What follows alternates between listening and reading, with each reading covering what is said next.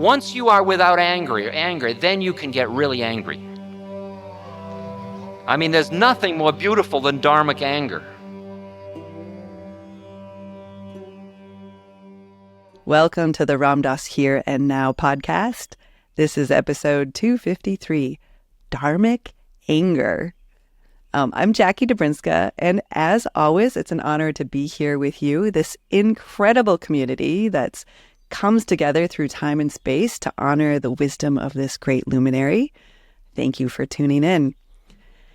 This episode is a continuation of 252, and it's a question and answer session recorded in Melbourne, Australia in 1981. And it's really potent. But before we jump in, I want to chat for a second about these introductions. I know your preferences vary. Both Raghu and I have gotten incredible fan mail, and both of us have gotten whatever is the opposite of fan mail. Some of you have said that these intros help give important perspective, and others, well, for others, we're sort of like the opening act for your favorite band. We stand between you and what you really want to hear. So now you have options. Be Here Now Network has partnered with Patreon, which is this great organization that helps to support artists. So it allows you, when you subscribe, to not only skip the ads, but if you so choose, these opening acts as well. And I'm sure a few of you out there are thrilled with this option. So when you subscribe, you support us, you support these podcasts in going out, and you get choice. So go to patreon.com/Ram Dass podcast. Again, that's patreon.com/Ram Dass podcast. To spell that, it's PATREON. So this week's episode, wow. He really unpacks some familiar teachings, but in this precise manner that feels really potent. So there are teachings you might know, like there's the one about anger. And I know that teaching, there's always been a few questions I've had about it. And in this episode, he unpacks it and clarifies and illuminates in a way that I found powerful. And he does this with several topics. Maybe this will happen with you. He talks about love and evil. He talks about politics and karma. He talks about social action. And he talks about psychedelics in a powerful way as well, which is interesting timing given what's going on in the news cycle right now. But that's not all. There's this incredible moment that's relatively rare where Ram Dass shares a personal reflection on homosexuality and his own journey of self-acceptance. So as we celebrate Pride Month, I'm just really excited that our team found this segment to highlight. And I hope that it might offer solace and understanding to those who have faced adversity due to religious dogmas. So for those of you out there in the LGBTQ plus community, please make sure you check out our LGBTQ plus satsang. They meet once a month, and it's a really special group. We have several affinity groups. We have a women's group, we have a BIPOC group, we have a Spanish-speaking group, and these are all welcoming environments for those who identify, for people to share their shared experience, to be able to express themselves authentically without fear or judgment or defensiveness or discrimination. Because as Ram Dass said, we must appreciate the diversity within the unity. You know, we also have groups for parents and young adults and psychonauts, and we have our general soul pod group that meets every 2 weeks. So check them all out. Go to ramdass.org/fellowship to be a part. And then we want to end by thanking Magic Mind, which has become my favorite little drink. It's really become an important part of my morning routine, and it sustains my energy levels and, surprisingly, my mood throughout the day. It contains probably one of my favorite herbs, rhodiola, which is both an adaptogen and a nootropic. And it's super easy to travel with, which I've been doing a lot of lately, so I'm grateful for that. You can get a discount off your next order when you use the code RAMDAS at checkout. Go to magicmind.com/RAMDAS. So we'll just end with a big thank you, mostly a big thank you to Ramdas for all of these lectures that he gave so that we can continue to put them out into the world. And a big thank you to our team who does so much work to bring them to us all. And then, of course, a big thank you to you for tuning in. And as always, just gratitude for the privilege to be able to show up here together. And as always, we dedicate the good that comes from these teachings to all beings everywhere. So without further ado, here is Ramdas, here and now.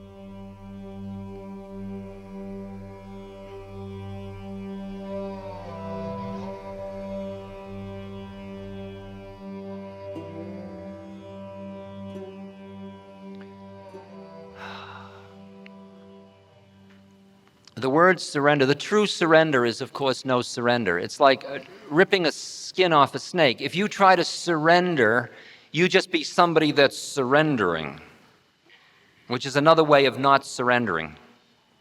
Okay? If you just do what you do, you will notice that certain things keep falling away. The deeper your wisdom, the more you seek purification.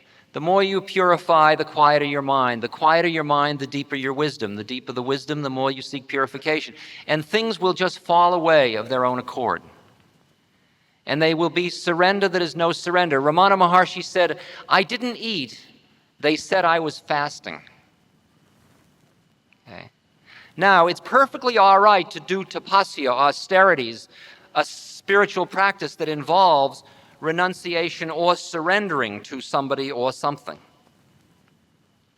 But at the same moment, you realize that to the extent that you intend and choose to do it, it is just another intention and mind model that you are investing yourself in. It's another prison. You are becoming somebody who is surrendering. But the thing is, to surrender to a system will often allow you to see where your stash of holding is. Like when I am at Muktananda's ashram, they get up at 4 o'clock to chant. Now, I sleep usually till 9. But when I'm at Muktananda's ashram, I get up at 4 to chant. And to the extent that I don't want to get up at 4 to chant, isn't that interesting? Right? That's an act of surrender.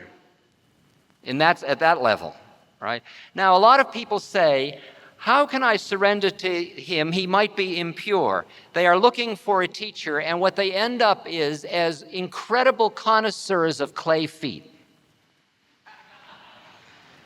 Because they can tell you exactly what each teacher's limitation is. That one plays hanky-panky under the table, and that one gossips, and that one I saw eat meat, and that one drives in a Rolls Royce, and that one, wears perfume, and that one, performs miracles, and that one, everybody's wrong. The best thing to do is take teachings wherever you can get them,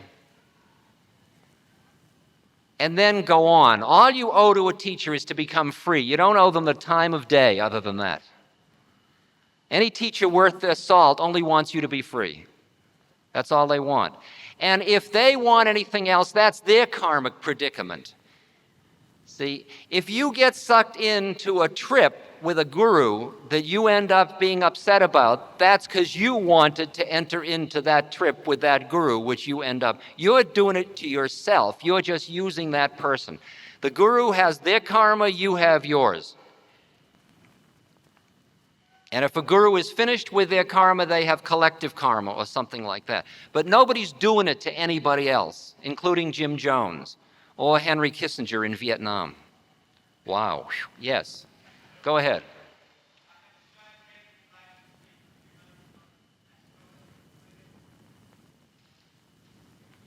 On astrology. Astrology is an exquisite articulation of a set of laws which apply to us as astral entities. It describes the way in which forms interact from one plane of looking at it. There are many astral storylines. I am an Aries with a certain thing in my 10th house and so on. And that has certain implications.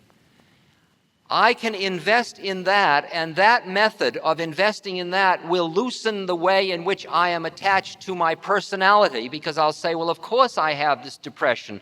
That's understandable because of this planetary configuration. It will also loosen my hold to my physical body, because I will understand why I am built and functioning this way from an astrological point of view. It is using one plane of reality to extricate yourself from other planes of reality. It also must ultimately be seen as just a relatively real plane of reality. That you and I are no more astral beings than we are anything else. There's no way of defining us. These are merely functional definitions we're using to help us get free. If they are not useful to help you get free, forget about them. You don't have to live on the astral plane. You can if it's useful, you don't have to. It's just another set of myths, including the one of Armageddon and the one of Revelations and the one of the New Age and the one of the Aquarian Age, and it's all happening and nothing's happening and it stinks and it's beautiful and it's perfect. These are all myths of mind. You have to function within them, but just don't get lost in them. Be an impeccable Aries or Leo or Taurus, but don't get lost in it. I figure whichever myth is true, what difference does it make with what I do at this moment? At this moment, I've got to quiet my mind, open my heart, get my body in tune, and end suffering. That's all. My life's very simple. All I've got to do is deepen my compassion and deepen my emptiness. That's all I got to do. And what difference does it make if you tell me it's going to end in 5 minutes? What am I going to do? Go to the bathroom? If I need to go to the bathroom so bad, I should go. This is the moment. This is it. This is it. This is the moment of death. This is it. This is it. This is the moment the whole astrological game led to. Now, new moment. Here we are again. Questions?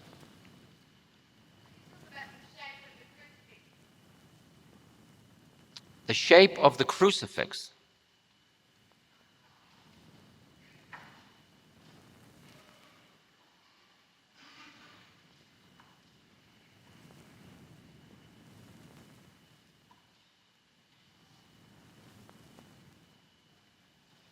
I have absolutely nothing innovative or interesting to say about that.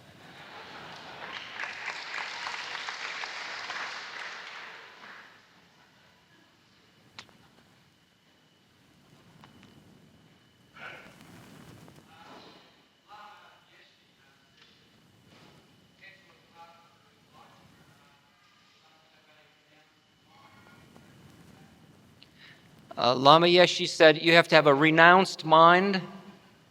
Excuse me, am I hearing you correctly? A renounced mind. Excuse me, I'm not hearing you.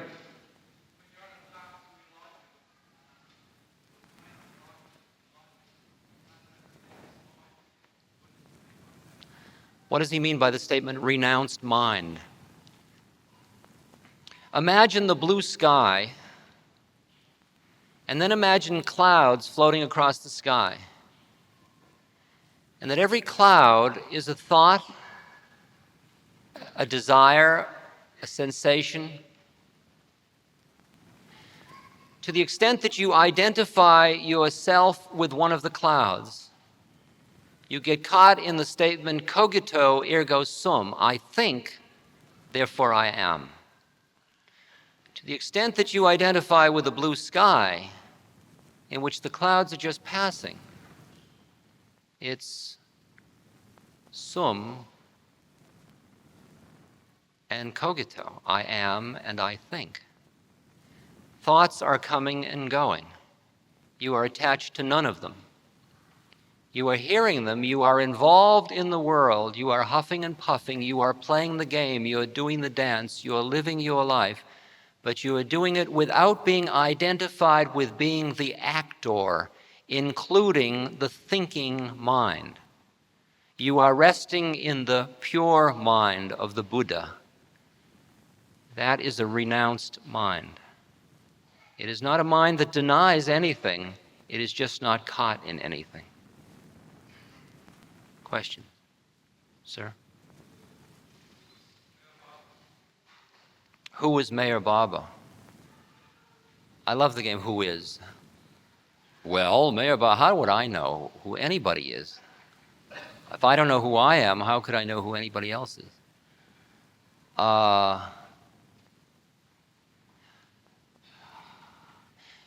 You see, the thing about that question is that each person sees each of us in a different way. For some people, Meher Baba is the avatar of the age. They experience him as God made manifest, and through the purity of their heart and their seeking, he functions that way for them. Others see him as a guy with a great sense of humor, another guy. Others see him as a wonderful, wise person. I noticed with my guru that some people saw him as the worst, dirty old rascal, and some people thought he was absolutely God in form, right? And I think the same applies to Meher Baba, right?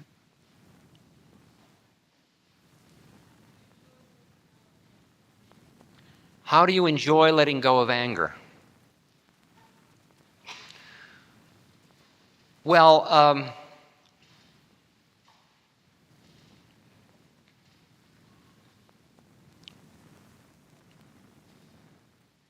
Maharaji said to me, love everyone, Ram Dass, right? I said, okay. And then he called me up a little while later. He says, Ram Dass, tell the truth. All right. Then he called me up a few minutes later. He said, Ram Dass, love everyone. All right. And then he called me up a few minutes later. He said, Ram Dass, they'd say, Ram Dass, Maharaji wants to see you. And you go running up and he'd say, tell the truth. Okay, Maharaji, Jao, go away. And he kept calling me and love me, tell the truth. Well, the truth was I didn't love everyone. And always in the past, what I did was I made believe I loved everyone, and then just sort of hid the way I didn't love them. I love you, that kind of thing.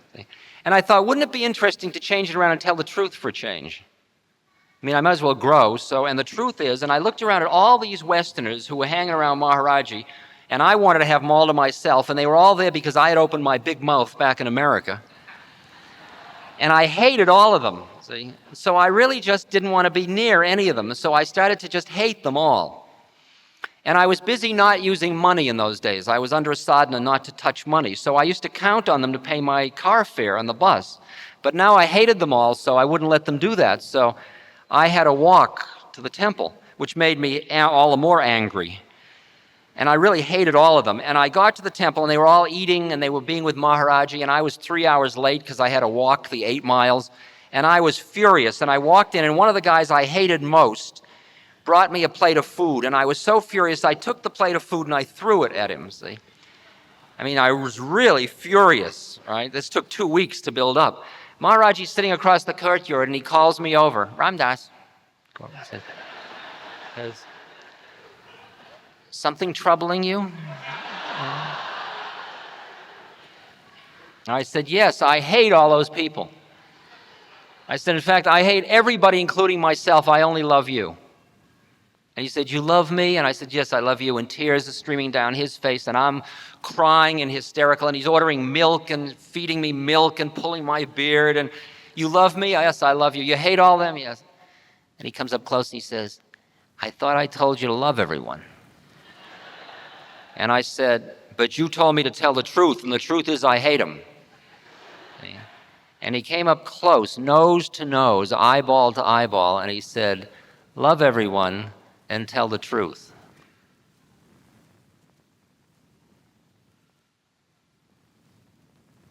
What I heard him saying was, when you are finished being who you think you are, this is who you will be.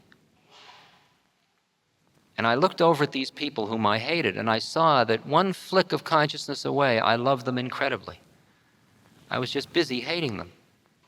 But to let go of that hatred, I had righteous, good reasons. He had done this, and he had done that, and she had done this, would mean to let go of my pride. I saw that standing between me and letting go of that anger was pride. And I realized that what he was saying was that anger is never going to get me to God. It's never going to liberate me. It's not functional. So I went across, then he sent me over and he called everybody over, and then he said, go touch Ram Dass's feet. He's a great saint, which freaked me all the more. All these people I hated coming and touching my feet. I saw my predicament, so I cut up an apple into little segments, and I put a piece of apple into each person's mouth. But I knew that if you feed a person with anger in your heart, it's like putting poison into their mouths. So I had to let go of the anger, and it took me, I don't know, it seemed like an hour and a half or so to feed the 30 people, to look into each person's eyes and let go of the anger, even though I was right.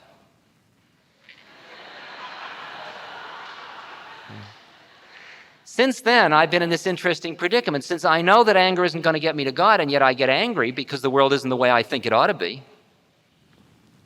Every time I get angry, I see that the longer I hold it, the harder it's going to be to let go. So I'm noticing that I let go of it sooner. I get it as often as I ever did, but I just let go of it sooner. And you get to the point where just as you're getting angry, you think, uh-oh, here we go again, and then you just let go. You just practice letting go sooner and sooner. Once you are without anger, then you can get really angry. I mean, there's nothing more beautiful than Dharmic anger. I mean, a Zen monk who beats you and, you no good bum, get out of this ashram. I thought a saint never gets angry. Oh, get out. They can do it because they're not angry at all. The samurai who's supposed to kill the killer of his master, and he chases him for 2 years, and he chases him up an alley. He's a spiritual swordsman. And the murderer turns to him, and the samurai pulls the sword to kill the killer, and the killer spits in the samurai's face, and the samurai sheathes his sword and walks away. And the killer runs after the samurai and says, why didn't you kill me? I killed your master. And the killer says, and the samurai says to him, because I got angry. If I killed you when I was angry, who wants the karma of that? I mean, I was only killing you because it was my functional role as a samurai. I'm not going to kill you because I'm personally angry because you spit in my face. See? Which brings you to the question, where does karma come from? And it's all attached action. Anytime you're identified with the actor, you just create more of the illusion of your own separateness. Questions?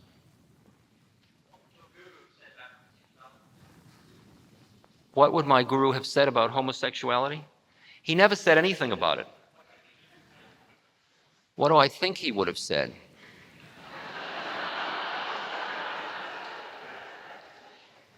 Well, it was interesting. I'll tell you an interesting story. I was traveling with a group of people on a spiritual pilgrimage in southern India, with Swami Muktananda, actually. And at the end of that pilgrimage, we were driving north, and I ended up in a room with one of the men in that group, and I ended up having a sexual relationship with him. And the next day, surprisingly enough, we found ourselves with a guru, which I hadn't expected to do. And I came in, and there were 5 of us sitting there, and Maharaji sat down, and he pointed to this fellow, and he said to him, he's a good one, Ram Dass. You're giving him your best teachings. And it blew my mind, because I was so full of guilt, right? I was just so full of guilt about what I had done. And I realized that he was telling me, I don't know what I can realize he was telling me. I can listen on many levels.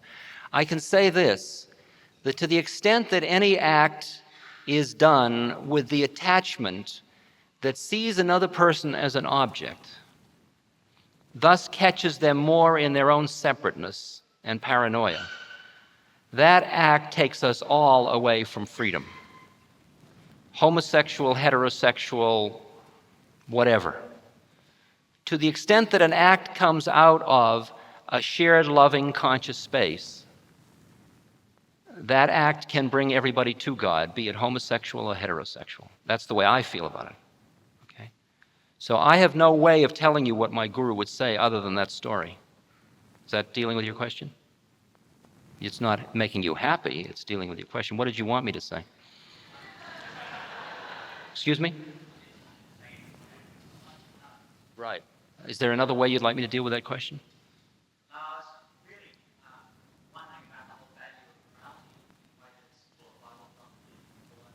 Right, okay. The question of morality as it's taught by orthodox religions all over the world. It seems to me that if you slice the pie, if you walk down the street and look at a cross-section of humanity, you will see every different stage of evolution. You will see some beings who are very, very aware and other beings who are very, very lost into the illusion of their own separateness. There are some people who only are caught in their separateness. They never awaken at all during a lifetime, or the times they do, they deny it. They don't treat it as real. When you see what creates more and more of the stuff that keeps the illusion going, you would like to help out people who aren't in a position to help themselves because they haven't awakened enough to see how it is. So you set up a group of rules, which you can call the commandments or whatever you'd like, which are designed to keep people who are unconscious from creating more karma. As you become more conscious, the whole name of the game changes. I can't steal from you because you are me. Who am I ripping off but myself? But more and more, the rules of my behavior have no way that they have anything to do with prescriptions set down by anything or anybody else. I hear all that, but I tune to my heart and listen to what I must do next. Right? I no longer follow the commandments out of that. I follow what I do because it's obvious any damn fool would do it.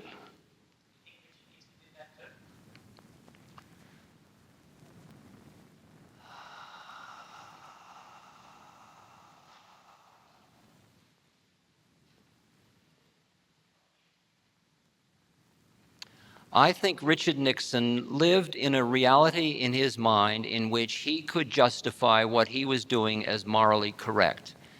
I think that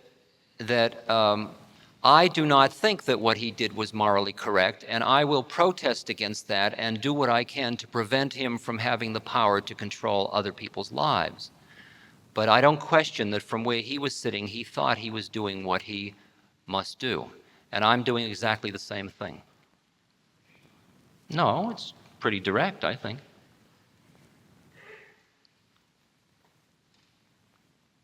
I mean, I don't think it's tricky. I think you have to understand that each human being has justified their position in a way to allow them to. I don't know whether a year from now, many of the things I am doing will seem terribly immoral to me and completely wrong. But the minute I say, I'll do what you tell me to do rather than what my heart tells me to do, watch it. I've got to listen with my own heart. Now, many times my heart, one voice will say, I am your deepest truth. And later I will realize it was just another hype I was doing to myself. And I fell on my face again. There's nothing wrong with falling on your face. That's what the whole spiritual trip is about. Because even the idea that there's a trip, you're falling on your face. Questions? Yes. Is there ego in reality? Is that what your question is? Is there what? Oh, is there evil? Evil in reality.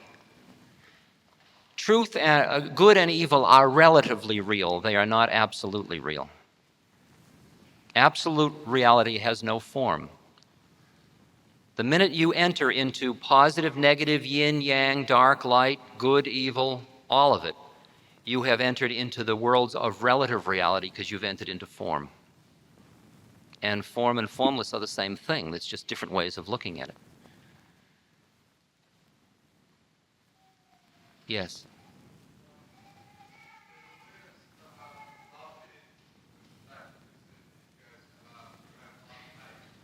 Where does love fit in with?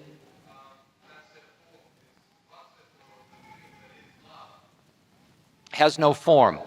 Love has no love, truth, beauty. It's all the same thing. It's no thing. It is. It's isness. You could call it isness. All right? You start loving somebody, you love a form through into the formless, in which you are both in love, in which there is no separateness, but there is separateness, because there's no more need to use the dualistic mind to say, if there is form, there can be no formless. You don't have to do that anymore. You can allow it all to be. There is form and formless. No, it's not the love-hate polarity. It's like the third Chinese patriarch says, the great way is not difficult for those who have no preferences. That's a great one. I love it. I mean, that could keep you going for the next 10 years. It says, when love and hate are both absent, everything becomes clear and undisguised. What it's talking about is the polarity of love and hate. That romantic love I was talking about before. It's not the other thing which we could call love, but we could call it hate too. That's what's scary about it. There's a great story about Shiva.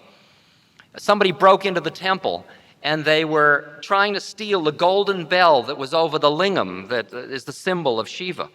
And they climbed up on the lingam to get the bell, at which point Shiva appeared and said, most people only offer me fruit or milk. You've offered me your whole body. What do you want?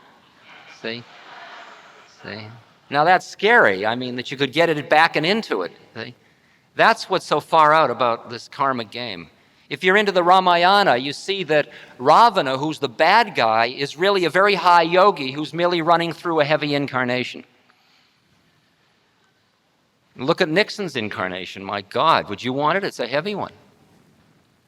But it's just an incarnation just like yours.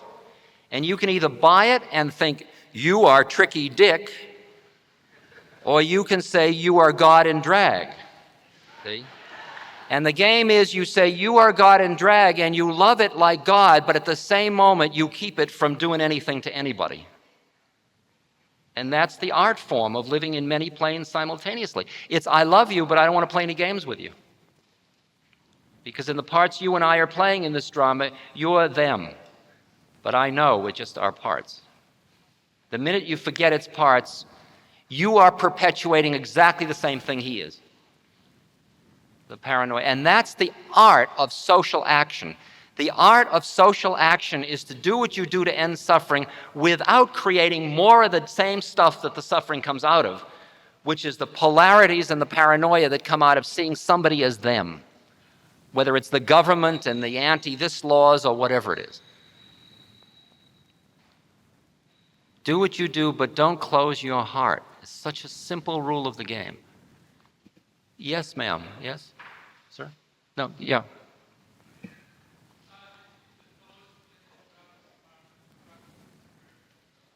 What was the first part of the question? Do I think hallucinogenic drugs are an obstruction to spiritual development? No. I think that they can be misused and that people can get hurt, and that because of society's fear of people getting hurt, they have made most hallucinogens illegal. I don't think the way you deal with human consciousness is through legislation. I think you deal through education. I think that hallucinogens are another method. They have their dangers, so does Kundalini Yoga, so does meditation, so do all methods have dangers to them. So does living life. I think you educate people and then you respect them to do what they need to do. Many people use hallucinations in a way that takes them away from liberation. Many people meditate in a way that takes them away from liberation. I have met some dusty old meditators, and it sure don't feel very free to me. Again, there are no rules in the game. People must listen with their hearts. If all you conservative people would like me to say, drugs are dangerous, stop and don't, I won't say it. Because they have served a great function for me. At the same moment, I would never recommend that another human being use them. And as far as I can see, most of the things that the hallucinogens showed me are now understood and part of the mainstream of cultural thought. And so in a way, they are an anachronism. And another way they are an attachment that seems to take you from spiritual liberation is you get hooked on the memory of the experience. That happens anytime you get high in any method. When I asked my guru, should I ever take LSD again, he said, if you were in a quiet place, you were cool, you were feeling much peace, and your mind would turn towards God, it could be useful. But every time you take something that is against the law, you realize that you are taking the entire paranoia along with it that goes from breaking the law. And you got to add that to your whole little bag of tricks. So all you need is all these points I'm making and the kind of education that goes with it to make your own decision. I trust you to manage your consciousness. And I, as a member of this culture, feel I have to honor the freedom of other human beings' consciousness, because otherwise the culture becomes absolutely stultified into just what everybody's mind thinks it ought to be. The growth comes from that freedom of us to do what we can do with our consciousness. This podcast is brought to you by the Love Serve Remember Foundation and ramdas.org. We appreciate you listening, and we appreciate all the support that you've given us. Please continue that support and donate at ramdas.org. We can then continue to share what Ramdas has been sharing for all of these years. Thank you.